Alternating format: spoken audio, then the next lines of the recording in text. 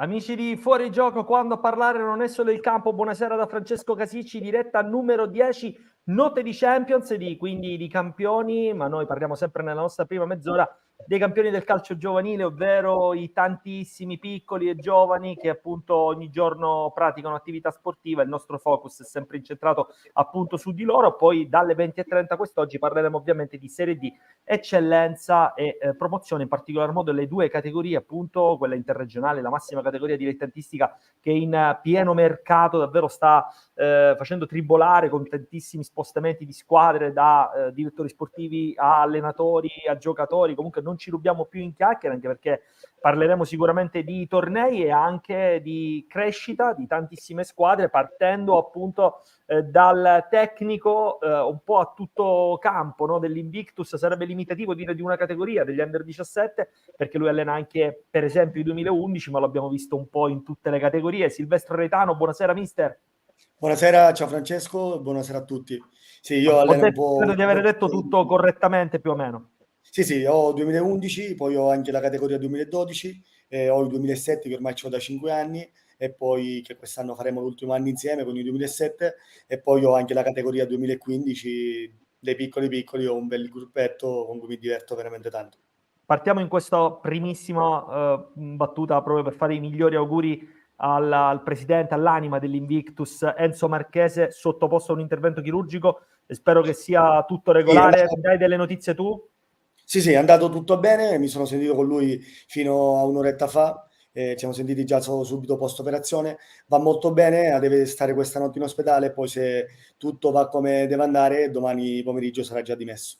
E questa è una gran bella notizia ovviamente per la famiglia Invictus e per tutti appunto tutti gli amanti di calcio giovanile e gli amici appunto del mister Enzo Marchese. Quindi un abbraccio appunto al mister. Calcio femminile in grande crescita, lo è perché ci sono delle società che puntano tanto sulle ragazze che sono le protagoniste, ovvero le bambine, ma anche perché ci sono persone sinceramente preparate. Noi ne abbiamo due, ne avremmo potute chiamare tante altre. Ovviamente Fuori Gioco è un contenitore che abbraccia davvero tanti e tanti appunto addetti ai lavori. Ho il piacere di avere questa sera Alessia Giaimo, tecnico dell'Academy Panormus. Buonasera Alessia.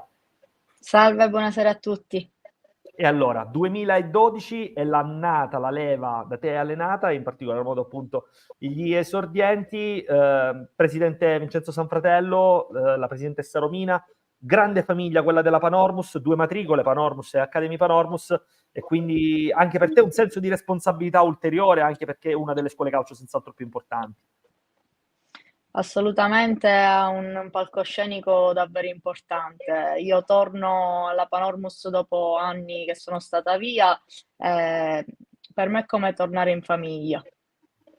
E quindi questo già fa intendere un po' che cos'è la Panormus. Parleremo ovviamente anche di quello che è stato assolutamente il torneo Città di Palermo, che ha tra le altre cose proprio fatto appunto base anche nel centro sportivo appunto della Panormus, e abbiamo tra i tecnici appunto qualificate e direttrici appunto della Giovanile Rocca, società del presidente Domenico Belvedere, Siria Castrovinci. Buonasera Siria. Buonasera a tutti, grazie per l'invito. Intanto per me è un piacere essere qui insieme a voi e partecipare a questo confronto.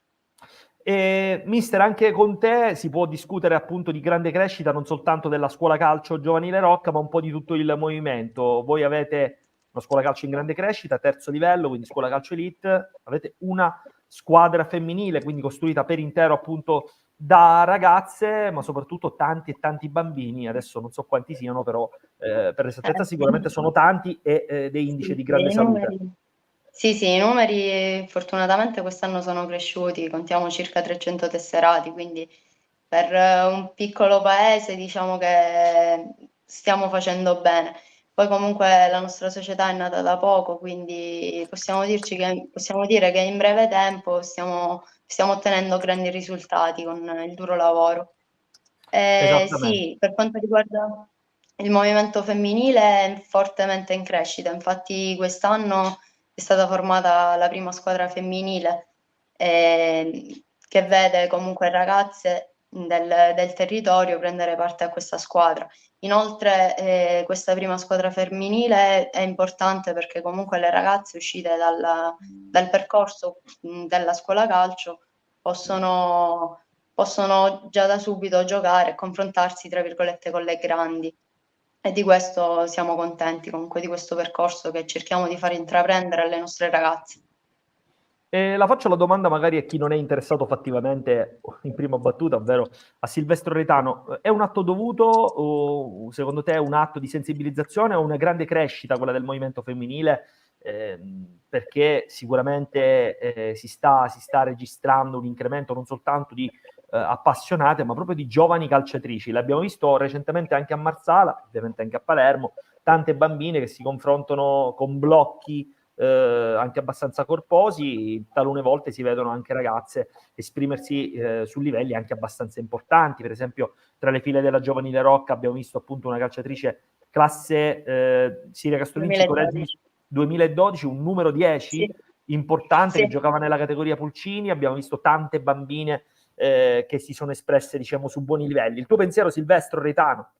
Sì, io ho visto la bambina che ha giocato con la Giovane del Rocco perché abbiamo fatto una partita contro e devo dire che io faccio i complimenti a loro perché davvero ho visto una bambina con una... Sai, poi quando si parla di calcio femminile c'è sempre il fattore coordinazione, se sia uguale a quella maschile oppure no. E devo dirti che il ritmo con cui guidava palla, la coordinazione dei gesti, dei movimenti anche semplici e di base di un giovane calciatore, e devo dire che veramente tanta qualità da questo punto di vista. Sono contento perché secondo me il calcio deve unire tutti, non per forza gli uomini. Secondo me le donne possono starci in questo mondo ed è bello sapere che anche le donne possono avere un futuro in questo sport.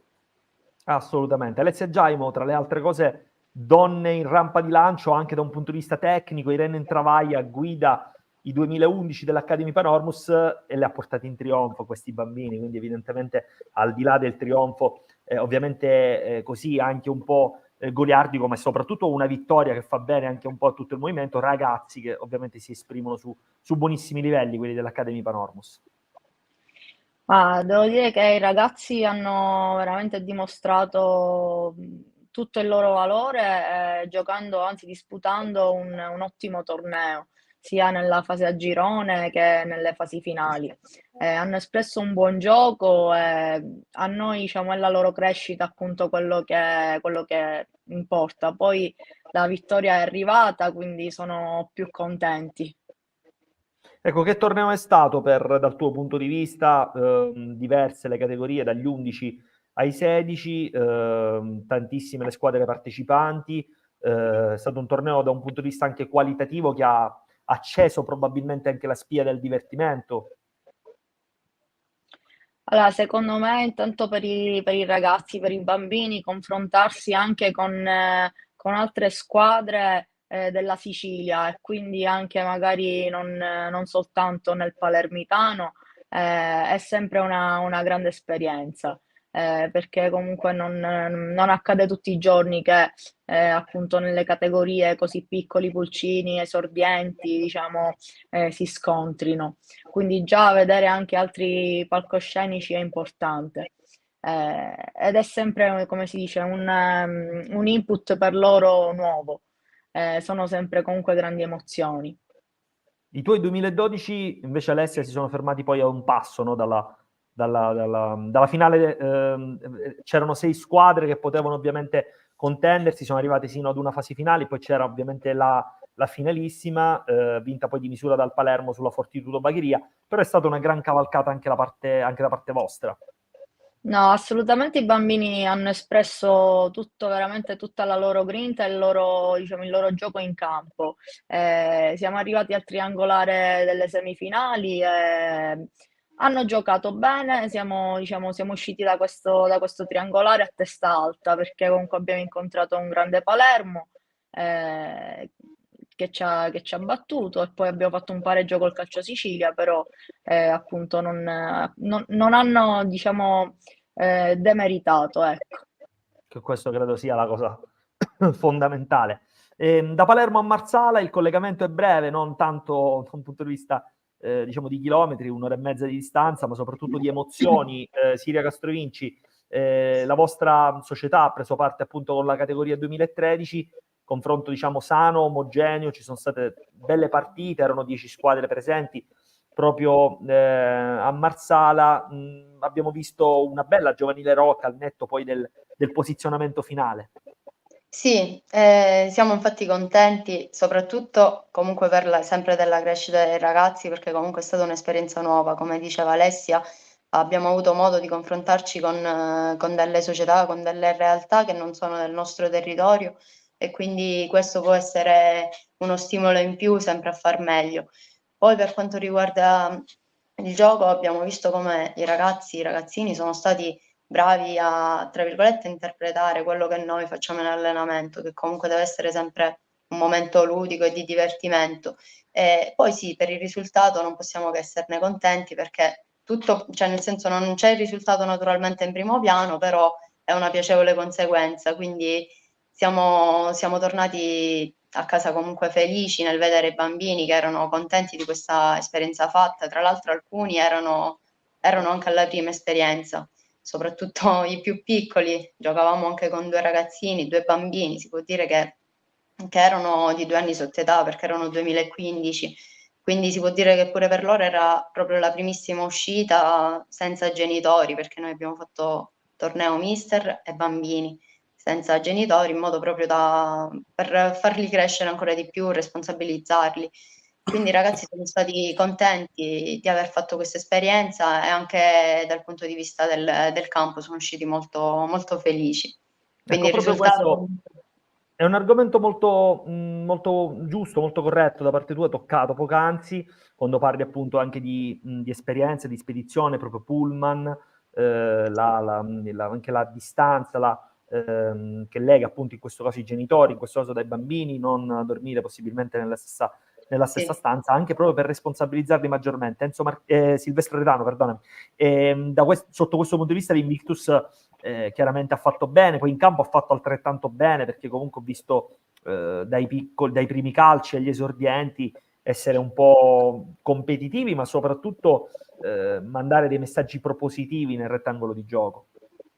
Sì, noi cerchiamo sempre di dire ai ragazzi come principio quello di osare, divertirsi e non fare mai quello che noi chiamiamo compitino, no? Perché oggi per credere nella crescita del giovane bisogna realmente lasciarlo andare e fargli capire se sbaglia che gli errori poi fanno parte del percorso. Però se il bambino, così come quello un po' più grande, deve prendersi le sue responsabilità, cercare di fare il massimo, non mollare mai e poi se vuole io dico sempre ai miei ragazzi, se sei un difensore, faccio un esempio, e vuoi prendere palle, puoi puntare tutti, devi farlo perché è l'età in cui tu devi permetterti di sbagliare, osare, divertirti. Se sbagli e prendi gol non è un problema. Noi siamo, crediamo realmente in questo principio, in questo concetto.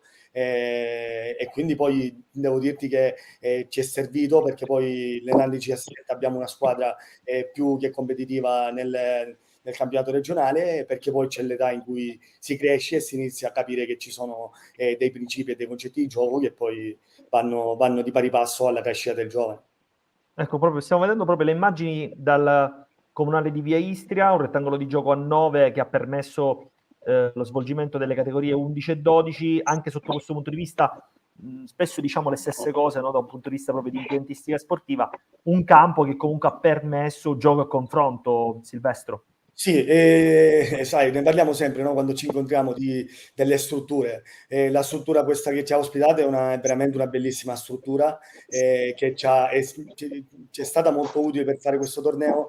Il problema è che poi se noi ci guardiamo qui purtroppo, sai bene, a Catania si fa fatica a trovare strutture, tra l'altro la stanno chiudendo anche il campo di Mascalucia dove noi lavoriamo col settore giovanile e si va veramente tanto in difficoltà da questo punto di vista. Poi ci lamentiamo se non escono giovani, ma come fanno a uscire giovani se mancano le strutture dove potersi allenare e farlo bene? È chiaro che questo è anche un altro problema abbastanza importante, lo spesso lo argomentiamo. Invece si sono conclusi già lo scorso weekend i campionati, o perlomeno siamo al Giro di Boa, girone d'andata, dei campionati elite e regionali, invece proseguono i campionati regionali di fascia B e i campionati provinciali. Alessia Giaimo, un po' il punto della situazione in casa Panormus, entrambe le matricole comunque fanno parte dei campionati elite, Panormus nella fattispecie nel campionato Under 17, Academy Panormus nel campionato invece giovanissimi, quindi quello Under 15. È una società che ovviamente tiene alla crescita dei propri talenti, dei propri ragazzi. È chiaro che però il risultato poi quando si va insomma in campo agonistico non deve passare troppo in secondo piano. Ecco, un tuo punto di vista quasi ormai, anzi no quasi, siamo al Giro di Boa, quindi come vedi appunto la costruzione anche dei gruppi agonistici. Allora, sono delle categorie che stanno andando anche loro abbastanza bene, appunto diciamo che piace essere competitivi a certi livelli, quindi i ragazzi, anche quelli più grandi, si impegnano molto per portare in alto il nome della società, per cercare appunto di primeggiare nei loro campionati. Sentite voi, una domanda che ti faccio molto diretta, sentite comunque il peso della qualità comunque del vostro girone o quantomeno del girone A, che spesso porta appunto società palermitane a vincere i trofei? Ultimamente è Calcio Sicilia dominante nell'ultimo raggio appunto quasi di età, quasi un ciclo direi quello del presidente Mamezzino, non che attenzione del presidente Sanfratello abbia fatto diversamente, finali appunto già lo scorso anno e comunque titoli nella recente storia. Ecco, pensi che sia un girone estremamente equilibrato e anche probabilmente il più forte dei due? Allora, diciamo che abbiamo molta fiducia in queste due categorie, tre categorie 2007, 2009, ma anche 2008. Sono campionati molto equilibrati. Poi appunto diciamo che le fasi finali poi sono quelle partite che ti giochi tutto lì. Quindi i campionati sono molto equilibrati. Poi appena si arriva alle fasi finali e ci sono quelle partite, ci giochiamo tutto lì. Ecco, uno sguardo proprio silvestroretano. Sicuramente la provincia palermitana ha forse qualcosa in più, una cifra tecnica in più, o siamo troppo, diciamo, eccedenti nei complimenti, secondo te? No, bisogna, secondo me, l'onestà di chi poi sta all'interno di questo contesto deve essere la prima cosa. È chiaro che gli abitanti sono molto di più, ma di là di quello poi ci sono società veramente come la Panormus e tante altre società come Calcio Sicilia che fanno veramente un grandissimo lavoro ed è giusto ammetterlo. Io credo che tra girone A e io dico che ho visto il girone B delle squadre elite ci sia veramente molta differenza, perché ho visto entrambe le partite e quindi poi sia di girone A che di girone B, e ti dico che oggi il girone A a livello qualitativo ha qualcosa in più. Siria Castrovinci, il tuo punto di vista, la vostra è una società giovane, Giovanni Rocca, tra altre cose affiliata a Milan, presidente Belvedere e anche un tifosissimo del club rossonero, quindi siamo sulla stessa lunghezza d'onda con Domenico. È chiaro che si cerca di fare bene anche perché si rappresenta comunque un piccolo comune che è quello di Caprileone, però ormai voi avete messo davvero i tentacoli, no? Davvero un po' su tutta l'area, diciamo così, non soltanto appunto ascrivibile a Caprileone, ma io direi un po' in tutto quell'asset della Costa Saracena. Sì. Diciamo che il ragazzo più lontano viene da Gangi, quindi possiamo vantarci Abbracciate le anche Madonie ormai. di essere riusciti a, come dire, a far capire quello che noi siamo anche fuori dal nostro raggio, diciamo, d'azione. Infatti c'è una ragazzina che viene da Gangi, spinta proprio dalla passione, come ci sono anche ragazzi di Tusa o di Castel di Lucio, quindi hanno un po' di strada da fare.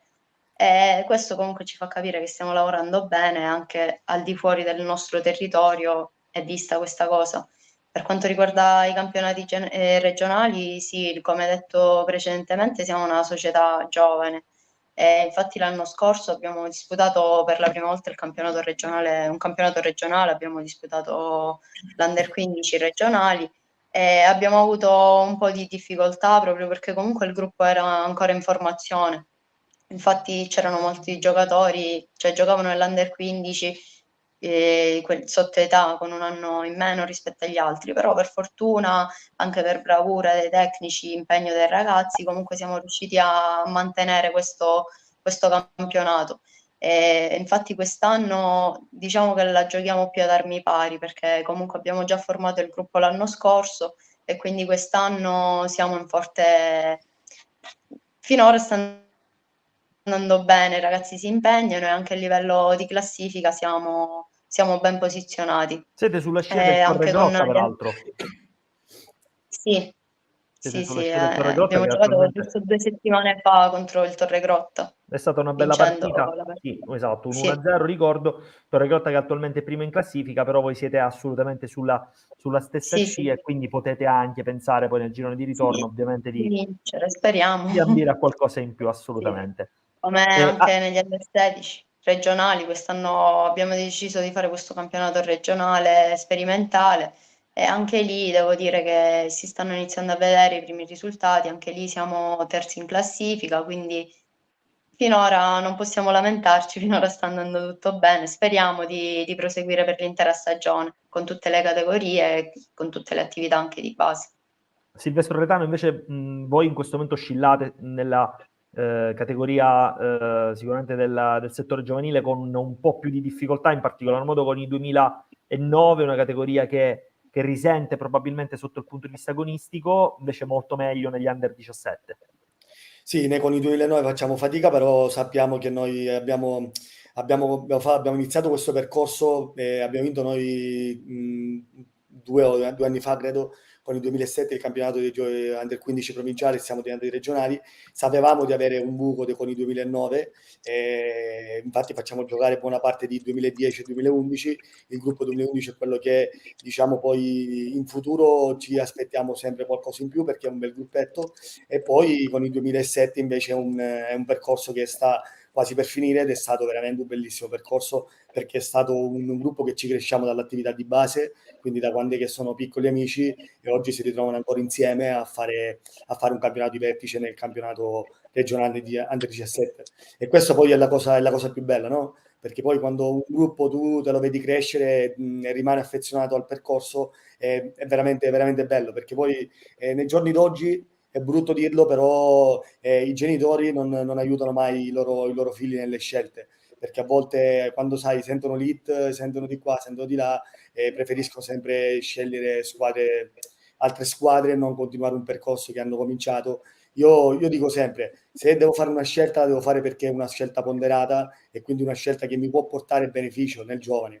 Perché se io scelgo una squadra che fa un campionato nazionale di livello importante, allora ben venga. Noi lavoriamo per quello, affinché il giovane possa essere visto e essere messo in mostra.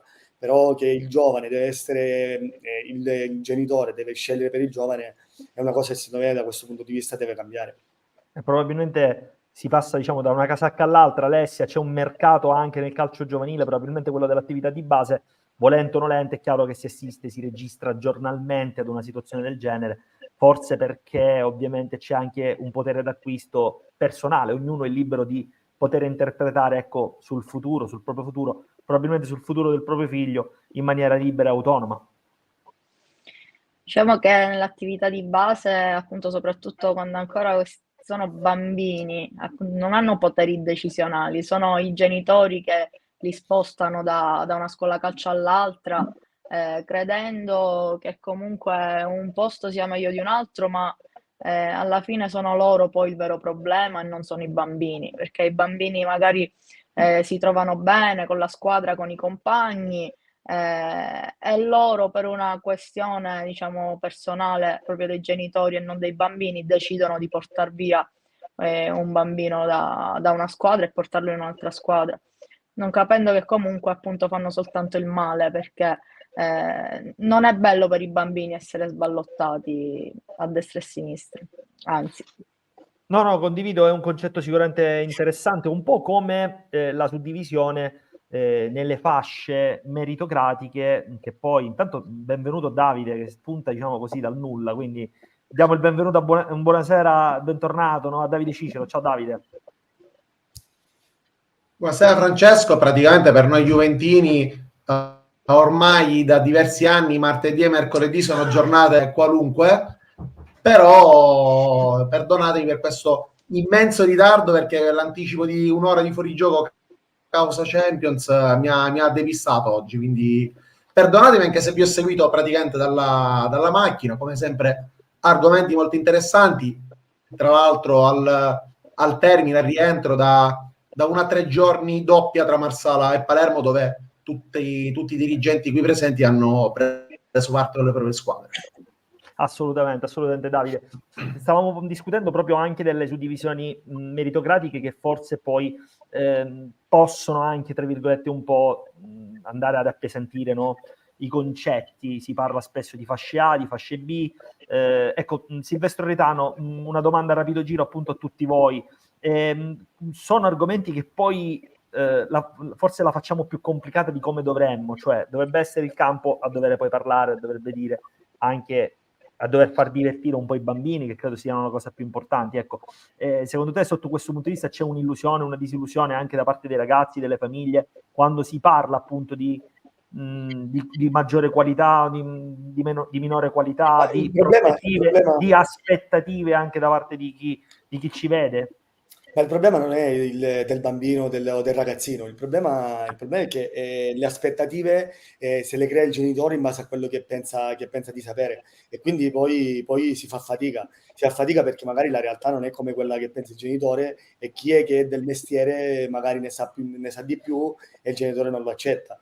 E poi fai fatica perché il giovane magari arriva a casa e ascolta il genitore che gli dice: ah, il mister non ti fa giocare, il mister non ti vede, e poi il ragazzino è contento, e magari poi, anche se è contento, pur di far felice il genitore, dice che il genitore ha ragione, e poi non te ne esce più, perché io ho sentito Alessia che ha detto dei bambini, ed è vero, non hanno potere decisionale, ma il problema è che ci sono anche nel settore giovanile questi problemi, cioè un ragazzino di 15-16 anni oggi non ha potere decisionale neanche.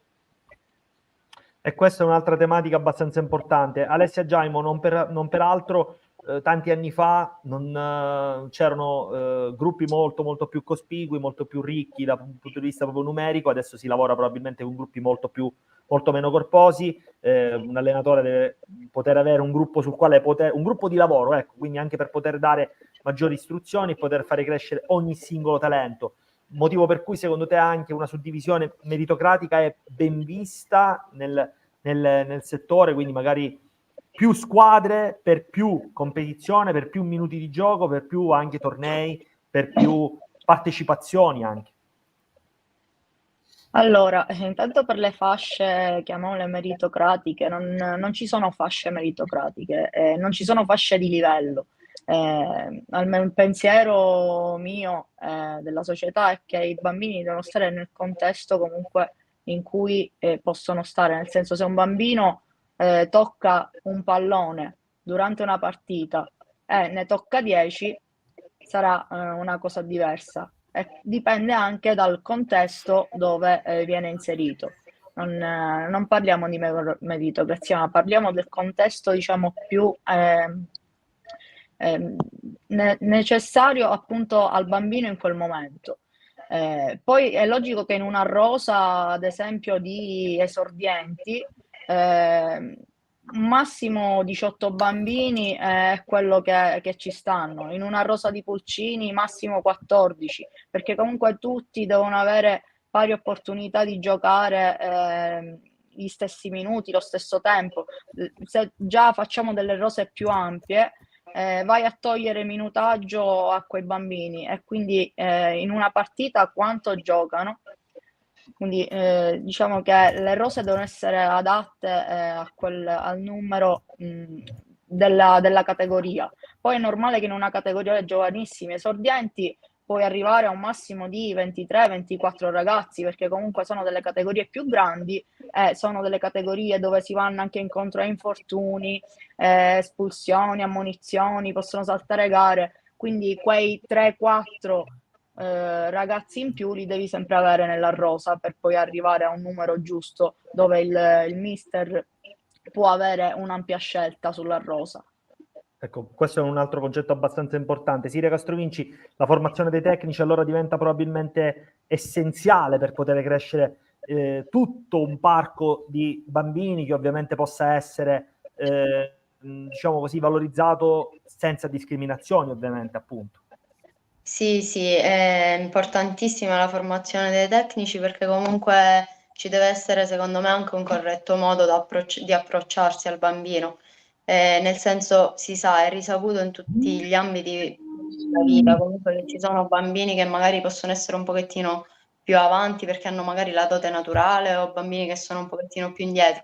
L'importante è che, come dici tu, non vengano fatte discriminazioni e che comunque tutti giochino allo stesso modo e che tutti abbiano la possibilità di divertirsi. Quindi, Assolutamente. quindi Completa ragionamento.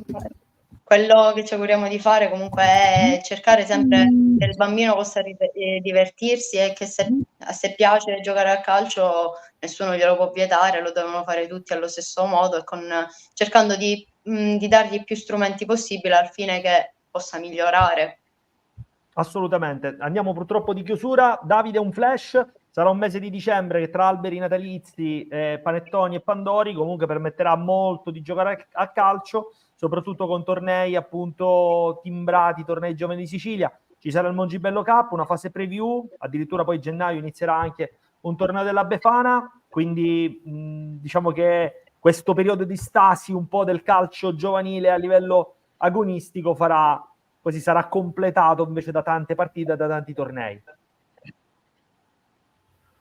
Sì, purtroppo quest'anno i campionati elite regionali Under 15 e Under 17 hanno già da 10 giorni ormai chiusi i battenti per riaprire poi nel periodo della Befana, quindi un lungo mese di stop è stato colmato dal preview e dal torneo effettivo Mongibello Cup, da noi organizzato in provincia di Catania. In totale avremo 175 squadre partecipanti, 96 al preview e poi quasi 80 al torneo vero e proprio, squadre provenienti da tutta la Sicilia, c'è anche qualche squadra maltese, una buona parte, una buona rappresentanza di calabresi per un torneo dove comunque l'obiettivo principale sarà quello di divertirsi, perché mi riaggancio anche al discorso di poc'anzi. Ovviamente noi vediamo spesso le scuole calcio e il gioco del calcio come un mezzo per formare calciatori.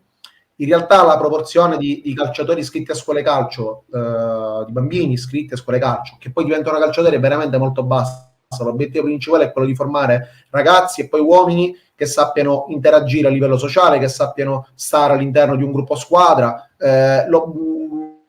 altro che gruppo A, fascia B, fascia X. Sicuramente sì, per un maggiore equilibrio, per una maggiore anche per un maggiore divertimento e anche dei risultati più equilibrati, è bene anche fare un proprio esame di coscienza e capire se c'è magari qualche ragazzo che tecnicamente ha bisogno di più tempo per lavorare e ovviamente è bene farlo giocare con ragazzi che hanno gli stessi parametri tecnici, che ovviamente nel corso della stagione e nel corso degli anni possono assolutamente variare, perché non è che se un atleta è adesso, tra virgolette, fascia A, lo rimane a vita, come un fascia C, non è che perché lo è adesso lo rimane a vita, ma ripeto, più che etichettare i ragazzi con fascia A, fascia B, fascia C, sono tutti atleti che devono divertirsi, devono giocare. Nel calcio ovviamente ci sono decine di migliaia di iscritti a livello nazionale e quindi essendoci così tanti iscritti si devono, tra virgolette, dividere in anche per livello tecnico. In sport minori questo non accade perché sono già pochi i partecipanti ai campionati, i partecipanti ai tornei. Però comunque, come ben detto tu Francesco, ci divertiremo. Ringrazio perché ha fatto un grandissimo lavoro Claudio Costanzo con Wisport, che ha ripreso praticamente tutte le partite del torneo, ha fatto dei focus veramente molto interessanti con gli addetti ai lavori nel corso di questo weekend a Palermo e a Marsala, farà altrettanto anche a Catania e lo ringraziamo per questo. Assolutamente sì. Davide Cicero, grazie, sei arrivato per ultimo e ti saluto, ci vediamo per l'ultima diretta martedì prossimo del 2023, grazie ancora. Buonasera a te e a tutti gli ospiti. Ciao, assolutamente. Ciao, grazie a Silvestro Reitano, grazie mister, grazie a Siria Castrovinci e ad Alessia Giaimo, è stato davvero un piacere interloquire con voi. Grazie ragazze. A voi. E alla prossima assolutamente, perché adesso incombe la seconda parte, già siamo 4 minuti e mezzo, ma ho il piacere di avere appunto questo trittico di ospiti partendo dal appunto, eccolo qua, dall'amico, speaker, blogger, insomma, tutto fare, Giampaolo Montineri, che poi ci butta in faccia un po' il logo della Juve in un giorno sicuramente che non vedrà presente la Juventus in campo né oggi né domani. Giampaolo. Ma il motivo per cui sono collegato con te è perché mi sto cercando il da farsi il martedì e il mercoledì, perché guarda, tu ben sai, la settimana scorsa ci siamo sentiti, buonasera intanto, è piacevole rincontrarsi, ero al cinema, quindi per questo non mi è, quindi cioè io il martedì e mercoledì vado al cinema, poi stamattina ci siamo sentiti, Monti ci sei? Ok, rinuncio al cinema, ma ripeto, di fatto c'è che comunque a te deve dare fastidio, comunque non so a Cacciolino, però a te deve dare fastidio. No, dai. Un po' fastidio, sì. Può dare fastidio, ma poi è importante soprattutto comunque parlare in questa mezz'ora di quelle che sono le tematiche che argomentiamo noi tutti. Ho il piacere di avere Gabriele Cacciola. Gabriele, ciao, bentornato a Fuorigioco. Ciao, grazie, buonasera. E allora, bentornato perché ti sei preso insomma la copertina facendo un gol importante, un gol al 50° minuto del secondo tempo, gol che vale 3 punti in una settimana sicuramente calda, Gabri. Sì, è stata una settimana importante con il cambio di allenatore, abbiamo giocato domenica, mercoledì, domenica, e sono stati 3 punti importanti. E ne parleremo anche di questi 3 punti, come sono arrivati e ovviamente del weekend che ci aspetta, perché prossima domenica ci sarà Enna Modica al Generale Gaeta, ma abbiamo mister Sebi Catania. Buonasera mister. Buonasera a tutti. Ciao Gabriele, ciao Giampi. Sapevo che c'era anche Monti. Buonasera. Ciao Sebi. Vabbè, ma tu puoi fare quello che vuoi, perché in questo momento l'unica persona che non è squalificata dalle panchine è Sebi Catania, poi su tutti fuori gli allenatori, quindi tu in questo caso per proteggerti la squalifica sub iudice o da ufficio potevi anche non apparire, perché ancora non sei un santo, quindi non puoi apparire così. Non lo sono mai stato, però non mi piace, legandomi a quelle che sono le situazioni del campo, non mi piace speculare su quelle che sono delle situazioni che poi realmente non si sanno, per cui ci sarebbe tanto da parlare, però siccome la serata è bella voglio evitare di fare polemiche perché non mi piacciono, sicuramente non è riferito a te, voglio parlare di calcio. No, con me non puoi, perché se tu fai politica con me ti apri uno scenario che non controlliamo più. Ho detto polemica, non politica. Polemiche. Pensavo politica, io non sono di destra o di sinistra. No. Tu sei comunista? No, io sono uno che si fa i fatti suoi e basta. Esatto, e rientriamo in questo. Ma ci mancherebbe. E poi comunque complimenti a Gabriele per il gol, che saluto con grande affetto. Grazie mister. Che mi posso dire che in Serie D lo feci esordire io, perché comunque ha avuto sempre delle qualità importanti, soprattutto come ragazzo. Poi come calciatore, il calciatore viene sempre dopo. Era uno di quei 4 under che appunto giocava stabilmente sulla fascia. Fece esordire a Gragnano in Campania, talmente fece bene che poi gli ultimi 12 minuti fu ammonito e per paura che veniva espulso l'ho dovuto togliere, ma fece una grande partita e poi fece anche un grande campionato e contribuì anche a vincere il campionato, per cui, ma poi le qualità dei ragazzi non si discutono.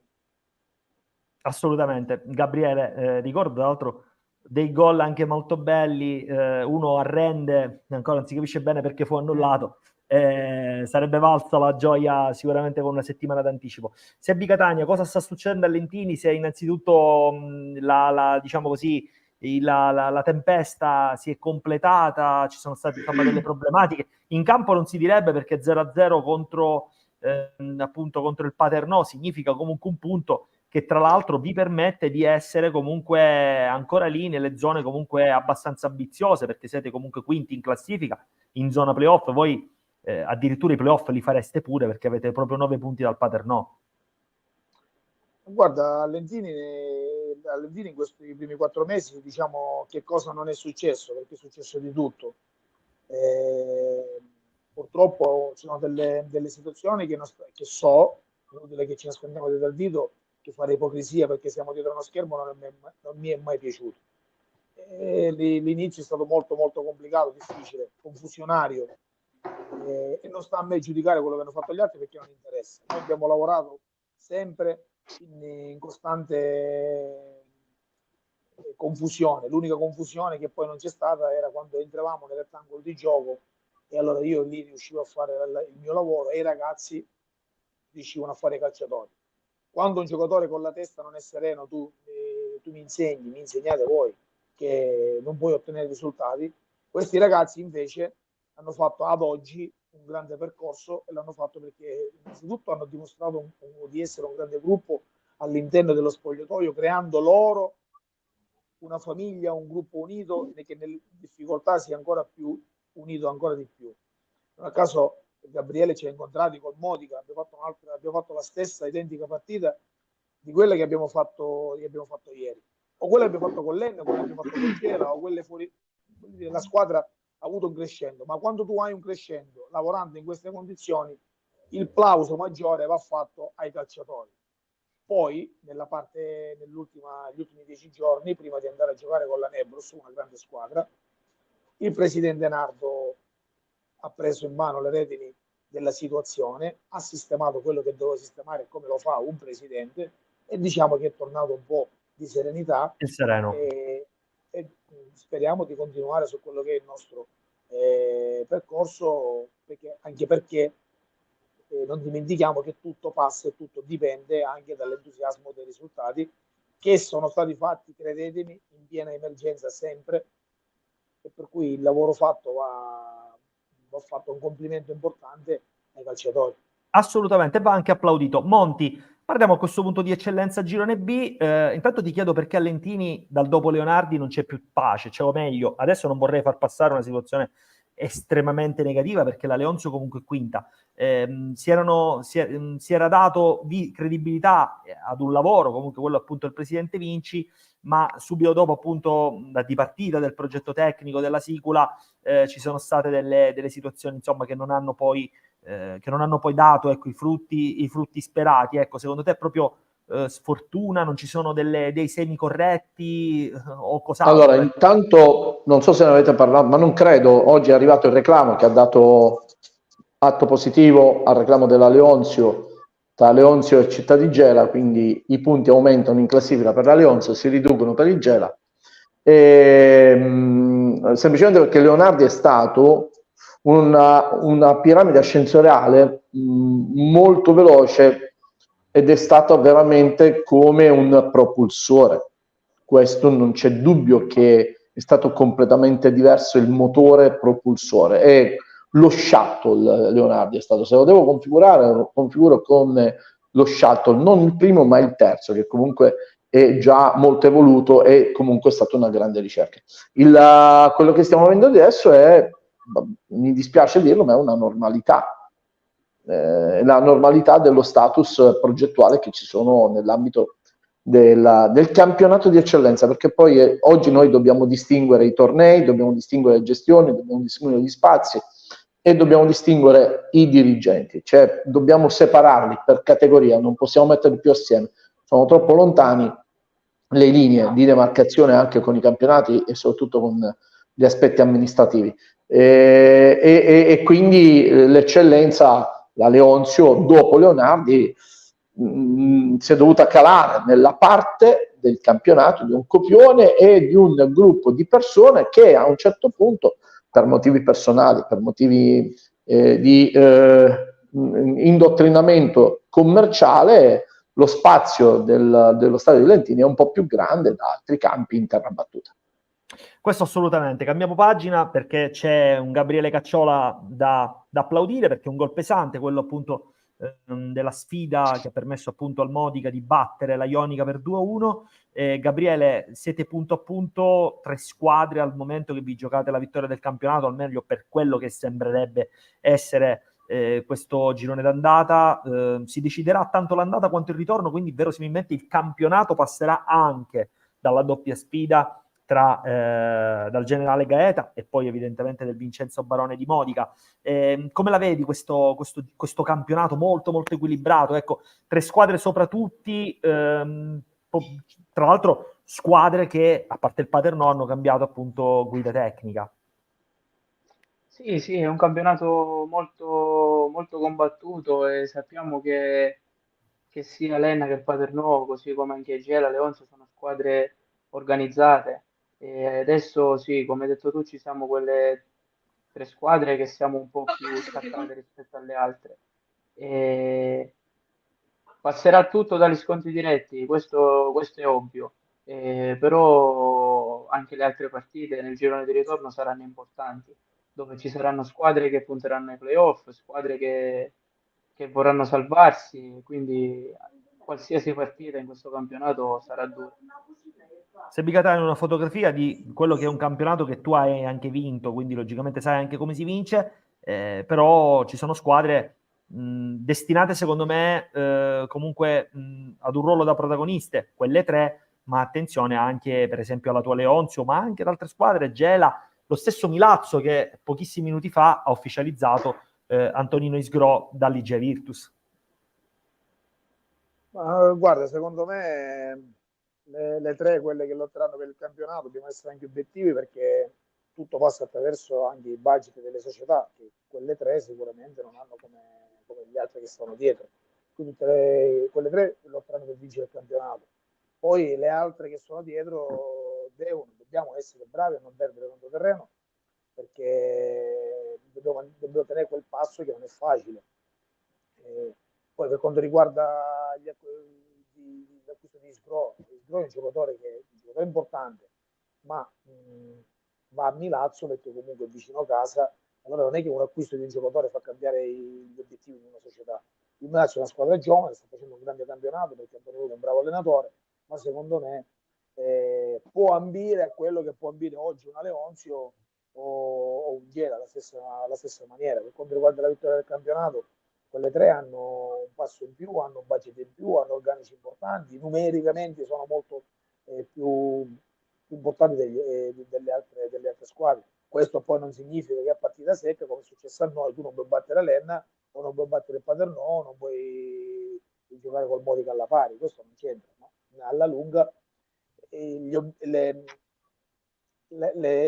squadre che hanno organici numericamente importanti te le ritrovi quando ci sono infortunati, squalifiche, e puoi sopperire a quelle che sono le mancanze, no? Noi ora, in funzione della partita di domenica, per le squalifiche che abbiamo avuto, di sabato mi mancano non 2, ma mancano 3 giocatori che in un organico di 8 grandi possono incidere. Incidono sicuramente. Poi è anche vero che oggi io, per quanto riguarda il discorso degli under, ho una mia visione, perché un 2003 a 20 anni non è più un under, l'under ha 15 anni, a 16 anni. Oggi è 2003, sono d'accordo con te, Sebi. Stranamente, grazie Gian. Ricordiamo che il prossimo anno in Serie D da 4 passiamo a 3.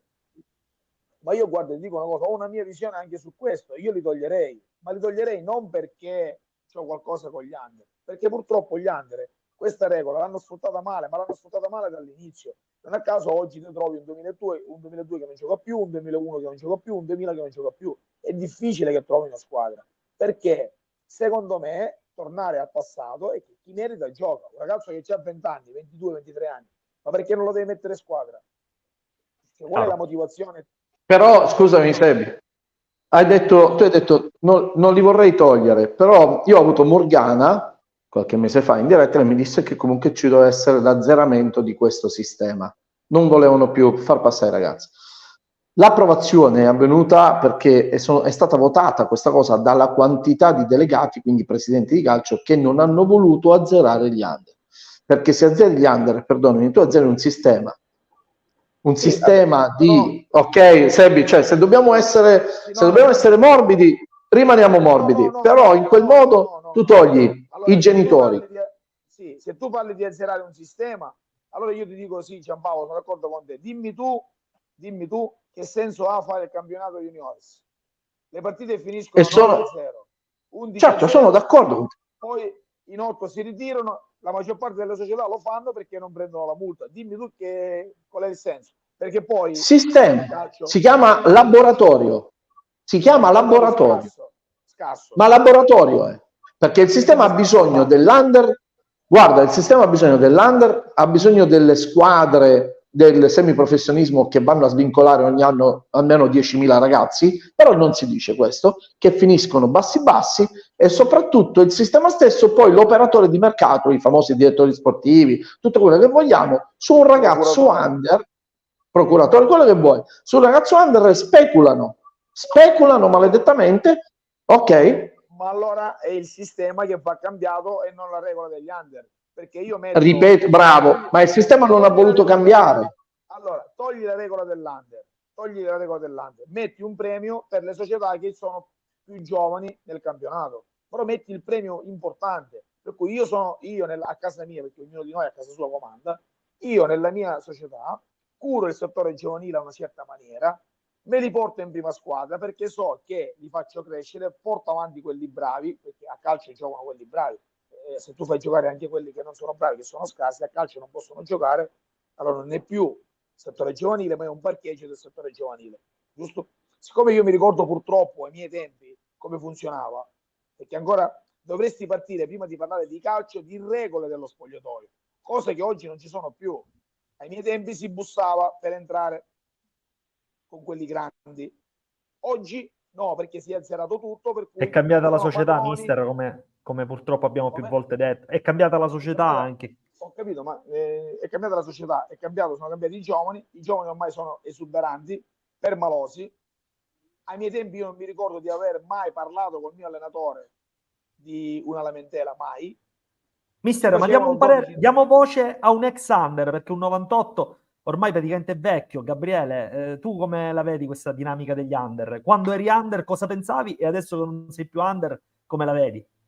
No, secondo me mi riallaccio al discorso del mister, ha pienamente ragione, perché se un under è forte, se un giovane è forte, la società ci tiene a valorizzarlo. Quindi anche quando ero under, sì, è bello perché giochi, però comunque è sempre un obbligo. Quindi anche quando ero under pensavo che sarebbe stato meglio, diciamo, non toglierlo, ma magari abbassare questa regola. Poi certo, se consideri anche il mio ruolo, poi quando diventi over è molto difficile in Serie D. Sono i under, quindi trovare spazio nelle società è davvero difficile. Giampaolo, diamo un parere proprio su questi cambi tecnici che ci sono stati nel girone B d'eccellenza. Sono stati tanti, sono stati necessari per una svolta, e secondo te delle 3 squadre siamo al giro di boa? L'ultima giornata potrebbe anche essere importante per cambiare un attimino le fila del discorso. Tu come vedi questi continui cambi un po' alla guida tecnica nel girone B d'eccellenza? Ma più che altro, ascoltami, non è che sono cambiati gli allenatori, sono tornati sempre gli stessi, approfittando anche della norma, perché allenatori nuovi non ce n'è, hanno giocato sempre tanto. Se noi parliamo di questo, parliamo di Pippo Strano, ha giocato 4 squadre, no? Cioè non è sempre regolamentato, non ha, però questo nome è giocato su 4 società, 4. Il ritorno di Vittorio Emmar a Seusa non è per un discorso di mancanza di risultati, perché il Siracusa con 20 punti non si trova un motivo scatenante tattico di guida tecnica all'interno. E quindi il resto degli allenatori che sono andati via, che sono stati chiamati, che sono allenatori che hanno ruotato. Cioè questa norma è stata un harakiri per quell'allenatore che aspettava mano a mano il cambio stagione, quello che non entrava subito. Vedi, Angelo Galfano da un lato è finito da un altro lato, il Santa Croce non sta trovando niente e nessuno, perché ci sono poi quelle società che oggi nessuno vuole andare, perché comunque non è una sfida ormai, è un harakiri. È un tafaziasmo o tafazzismo continuo. Come ho detto, oggi tra virgolette, oggi i dirigenti non sono, come ha detto Sebbi, che riescono a dare una linea anche di disciplina educativa dentro, perché i ragazzi, i giocatori sono troppo irascibili. e lo vediamo anche ogni settimana quante squalifiche lunghe ci sono, e soprattutto la priorità della partita non è più l'aspetto tattico, estetico, funzionale, ma è combattere. I nostri campi, il nostro campionato d'eccellenza, mai come quest'anno, è un'arena in cui vediamo Carlo Magno o Nerone che fa sempre così ogni domenica, e gli allenatori sono bravi a nascondere l'incazzatura con i loro giocatori, perché in fin dei conti dici ok, tanto non solo, andando a leggere sempre quello che è il manuale del martedì, che è tutti i reclami, tutti i giudici sportivo, viene un dato fuori: squalifiche lunghissime mai ridotte dalla disciplina, dalla commissione di disciplina. Quindi significa che ok, tanto sono cavoli tuoi se tu non pensi alla partita ma pensi ad altre cose, perché ormai le partite durano veramente 120 minuti senza tempi supplementari, perché la question time in gara si allunga oltre il recupero dell'arbitro, ma è un discorso di spogliatoi, gli spogliatoi non sono più calmi, non c'è quella serenità onestamente di fare il famoso terzo tempo dalla serie, oh ma buono e chiude, la partita finì, è un continuo puntarsi il dito, tu poi ne vedremo, quindi questa cosa incide. Sebbi, che ha detto bene, io ho pochi senior, me ne mancano 2, ma allo stesso tempo lui giustamente ha dichiarato è stata una battaglia, è stata una partita maschia, e quindi se ho avuto delle perdite le ho avute perché ho ottenuto il risultato. Quindi ecco, se noi la mettiamo così sono battaglie, non sono più partite di calcio. Cioè almeno io ho detto questo, l'interpretazione che ho dato è questo, Sebbi. No, Giambi, io ti dico questo, io partita maschia, almeno io la intendo che una partita a me piacciono molto, te lo dico, ok, l'uno contro l'uno fisico mi piace moltissimo. Allora, il calcio è sempre stato fatto di scontri fisici, di aggressività, e non mi pare che sia morto mai qualcuno sotto questo punto di vista. No, però ne state pagando le conseguenze come giudice sportivo, non sto parlando di fattori, cioè ne pagate le conseguenze in modo pesante. Devo essere onesto, di 4 espulsioni almeno 2 potevano essere evitate, perché fondamentalmente non era successo, c'è stato un piccolo parapiglia, qualche spintone, niente di più. Però poi la cosa che mi ha dato fastidio è il dopo. Allora, dobbiamo toglierci il vizio tutti, che quando l'arbitro fischia, la partita è terminata. Finisce. È finita. Stop, chiuso. Ci sono le famiglie, ci sono i figli, ci sono le mogli, le fidanzati, i genitori. Finisce, stop, chiuso. Portare delle cose a lungo è inutile che ci nascondiamo dietro al dito. Non fanno parte del calcio. Quello fanno parte ad altri aspetti che non c'entrano nulla con il calcio. Poi, ai miei tempi, finiva la partita, in campo, amici che la sera andavamo a mangiare assieme, ce le davamo di santa ragione, finiva la partita e si finiva abbracciati con una risata. Oggi tutte queste parole ti aspetto, non ti aspetto, non funziona, non servono più, a nulla. Nessuno, non servono a nulla, anche perché poi tanto il mister purtroppo ha qualche problema di connessione, quindi lo andiamo perdendo e purtroppo i nostri minuti sono sempre meno. Io ti volevo chiedere, Gabriele, rispetto alla partita, sarà la partita anche di Pippo Strano che torna nella sua enna, almeno fino a qualche mese fa, la sua enna, ed evidentemente sarà una partita pesante sicuramente per entrambe le squadre. Ecco, come la state preparando a partire da oggi? Difatti è una partita che vale 6 punti. Certo, è una partita che vale 6 punti. La stiamo preparando come le prepariamo sempre. Sappiamo che loro sono un'ottima squadra, ben organizzata, e già l'anno scorso la maggior parte, diciamo, della squadra giocavano assieme, quindi ancora meglio saranno in sintonia. Sappiamo che per noi è una partita importante, siamo a 3 punti e un passo falso vorrebbe dire andare a -6, quindi sappiamo che per noi è una sfida molto, molto importante. Io invece cambiamo gli ultimissimi minuti, proprio gli ultimissimi spiccioli di minuti sulla Serie D. Giampaolo Montineri, che idea ti sei fatto? L'allungo del Trapani è consistente, è importante, questo +4 sul Siracusa e +5 sulla Vibonese, o sono passaggi momentanei di un campionato ancora molto molto lungo? No, siamo quasi alla linea conclusiva, perché gli scontri diretti ormai negli ultimi anni fanno capolino alla vittoria del campionato. Il Siracusa non ne ha vinti tutti e due, li ha pareggiati, ma la problematica è che più che inseguire il Siracusa, deve stare attento a non essere superato, perché la Vibonese si è lasciata attaccata al collo, e quindi in queste situazioni dobbiamo pensare che ci può essere anche, come dire, in un altro sport, la fuga e gli altri che si controllano. Questi 4 punti sono pesanti. Oggi a Siracusa sono successe un po' di cose e potrebbero succedere anche altre. Giocatori via come Faella e Palmisano, ma anche lo stesso. Ma non solo, anche Castorina, il direttore sportivo, quindi sollevato dall'incarico, e Castorina e Cacciola sono stati confermati assieme. Quindi è l'unica squadra che ha avuto, assieme a Russello e Terranova della Nissa, l'accoppiata. Gli altri si sono smantellati, no? Queste linee, direttore sportivo o meno. E quindi io ti dico che secondo me si arriva a un out ad Agrigento. Potrebbe accadere delle cose importanti. 6-7 giocatori sono in uscita da Siracusa, non 2-3, 6-7, perché i giocatori importanti erano incazzati domenica, ma non per la sostituzione, perché non erano riusciti a superare una squadra in inferiorità numerica, e quindi lo sconto diretto.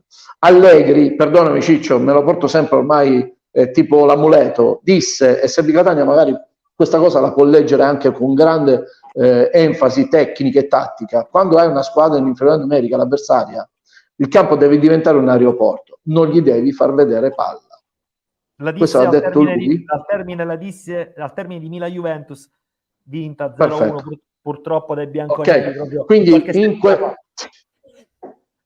scusa Sebi, ma lo devo fare, ormai è contratto. Lo sapevo io che lui aveva un difetto incredibile.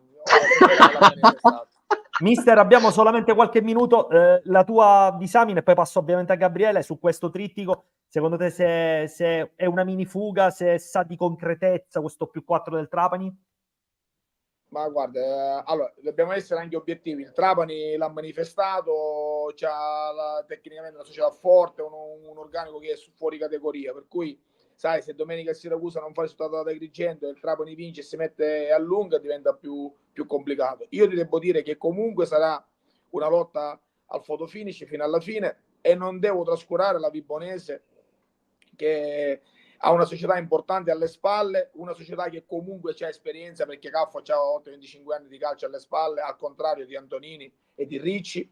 Non, così chiariamo le cose, non a livello economico societario, io parlo a livello di esperienza nei campionati, perché la Vibonese con Caffo alle spalle ha fatto parecchie Serie C, ha vinto i campionati, per cui sai, è messa lì a guardare ed è attaccata. Poi è chiaro che io sono sempre del parere che mi auguro che vinca la Siciliana per il nostro movimento, questo è ovvio. Assolutamente. Due squadre. Gabriele non può che dire, ovviamente non può che essere di parte, però il tuo parere sportivo io lo rispetto e lo aspetto. Sì, il mio parere è che sono tre società molto importanti e molto ambiziose. Questa piccola fuga del Trapani è un passo che hanno fatto, un passo importante. Però ovviamente ci sono degli scontri diretti anche al girone di ritorno, e sì, non dobbiamo sottovalutare anche la Vibonese, che oltre ad avere una società importante ha anche un'ottima squadra, così come lo sono il Trapani e il Siracusa. Molti addetti ai lavori, tra l'altro proprio a fuorigioco, hanno anche enfatizzato proprio la crescita e il gioco della squadra di Mister Boucher, che vanta non poche presenze tra l'altro anche nel massimo campionato italiano, quindi Boucher insomma era un grande esterno, ma è anche un ottimo prospetto tecnico. Giampaolo, siamo ormai, purtroppo io starei tanto a commentare. No, lo so, ma io vi chiedo, che conoscete il campo di Enna, dove si mettono Pippo Strano e Campanella, che non possono stare in panchina domenica? La risposta la dà il mister Serbi Catania. Dove si possono mettere Sebbi, che sono squalificati tutte e due? Sebbi conosce Pippo Strano e Campanella sono squalificati domenica. Strano, dove si mettono? Si mettono assieme e hanno un balcone, tutti e due. Io mi permetto di scherzare perché li voglio bene tutti e due. Ma assolutamente no, è proprio ironica ma iconica come cosa. Questi due allenatori, ok, diciamo a carattere cannibalistico, li vedrai dentro una gabbia fuori dal loro recinto di combattimento, perché la sfida non era Enna Modica, ma era Pippo Strano contro Campanella. Quindi c'è... una gran Comunque partita, io ti dico una cosa, comunque voglio dire una cosa, che tutte e due meritano comunque da parte nostra, che siamo più giovani, un applauso, perché a quell'età, ad avere ancora la voglia di mettersi la tuta e andare in campo e a combattere come hanno fatto anche con i giovani, consideriamo che loro sono di 3 generazioni, non una. Io ancora No, assolutamente. la mia con quella di Gabriele ancora ci si sposa, ma loro sono 3 generazioni. Ti devo dire che io mi sono sentito spesso sia con Giovanni che con Pippo, che chiamo sempre mister, attenzione, per me sono sempre mister, che io li incontravo, che loro erano allenatori, io giocavo. E quindi va fatto un applauso per quello che stanno facendo e quello che continuano a fare, per la voglia che devono trasmettere a questi ragazzi, per cui gli auguro comunque che vinca il migliore anche lì. Mister, nel congedarti, volevo solo dirti che scorrendo il cellulare leggo amabilmente Umberto Cirnigliaro, che saluto, e Angelo Strano, che stanno ironizzando un po' sui tuoi comportamenti. Non ho voluto dire niente, ho fatto finta di niente. Sono degli amici, però è giusto, insomma, dirvi domani qualche pena oppure qualche penitenza. Aspetta.